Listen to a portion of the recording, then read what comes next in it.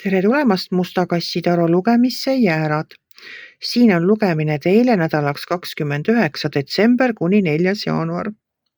Ma olen teile siia valmis pannud 7 kaarti. Vaatame siis, mis neil kaartidel teile öelda on.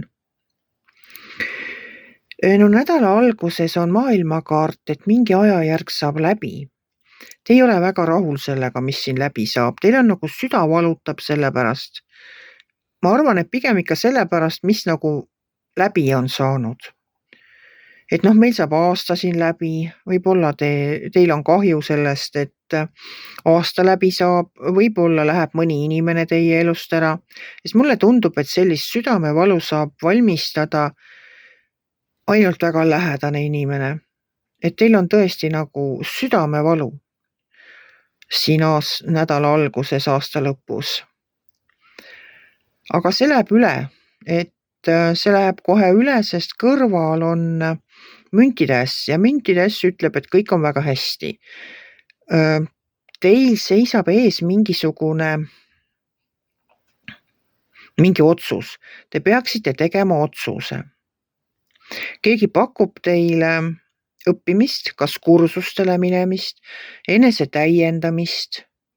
Et mina soovitan, kaaluge seda otsust minna ja ennast täiendada, et võtke see vastu, kui teil vähegi on võimalik. Et ma arvan, et sellest on suur kasu, kui te käite, kas õpite töö juures mõne uue etapi selgeks, ma ei tea, teete mingit teist tööd, pakutakse teile mingit koolitust, pakutakse teile mingit võimalust minna õppima, võib-olla üldse kusagile, ma ei tea, praktikale sõita. Seal üleval reas 4. kaart on see vikerkaare kaart, kohe selle müntide ässa kõrval. Ja see kaart ütleb seda, et armastus on kõik, mida teie oma elus vajate ja mõni inimene, kellega seda jagada. Et siit on ka mulle nagu selge see, et mis iganes südamevalu teil seal aasta lõpus oli, siis edasi läheb kõik väga hästi.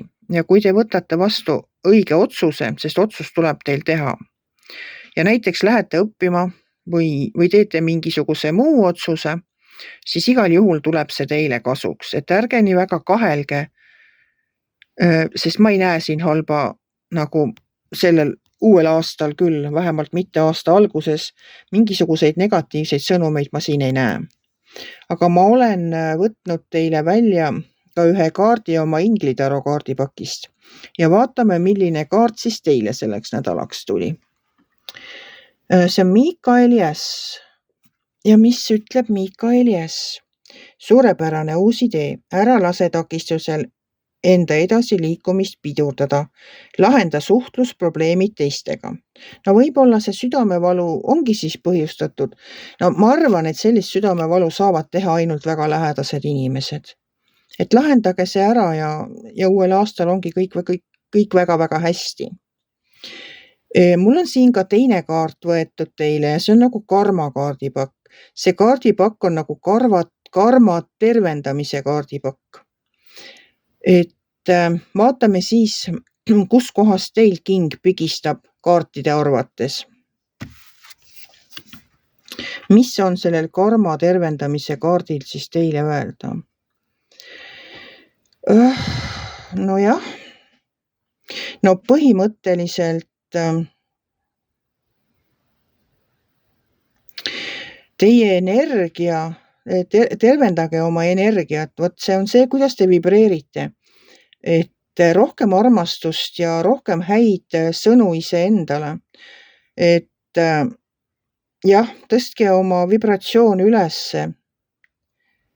Ja just, et soovitan teil tõesti, kas kirjutada kusagile neid ilusaid sõnu, armastus, rõõm, rahu, või öelda peeglisse endale ilusaid sõnu, et see kindlasti, kui te iseenda vibratsiooni tõstate, see kindlasti teid ka aitab kergemini südamevalust üle saada ja võib-olla aitab teha teil ka otsuseid, sest kui inimene on masenduses ja südamevalus, ega ta siis ei tee ka väga selgeid otsuseid.